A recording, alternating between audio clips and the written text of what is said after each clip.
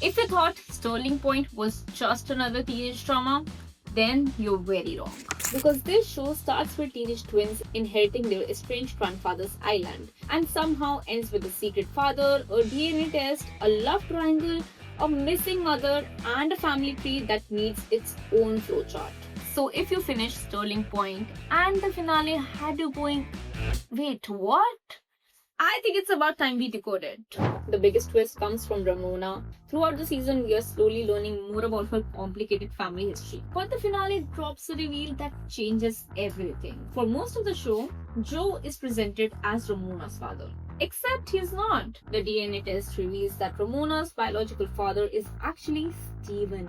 Yes, Annie's and Connor's adoptive dad.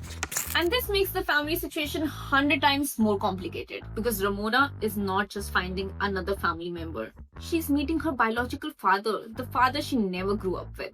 And that changes everything. But honestly, the biggest emotional payoff isn't even the father reveal. It's Annie and Ramona. Because remember how these two started? Basically strangers, thrown together because of an inheritance. By the finale, they finally started seeing each other as sisters. Which brings us to the island. Because the whole should we sell Sterling Point was never really about the money. For Annie, the island is her connection to her family and the mother she never really knew. And for Ramona, the island is connected to her past that now she's trying to escape. And in the end, they don't really sell it, at least for a year. But here's the twist. What we see from the last two frames is that Annie never left the island. Kind of insane timing if you ask me, but honestly, it makes sense because both of them chose what they were missing. Then we have Annie's love life. And after an entire season of Ellis versus Rory, Annie finally chooses Ellis. So yes, Team Ellis survived the war. But while Annie's storyline gets an answer, Connor's is just getting started. Because Connor gets a lead about his biological parents and specifically the mother he and Annie were separated from. And this is where Turning Point basically streams season 2.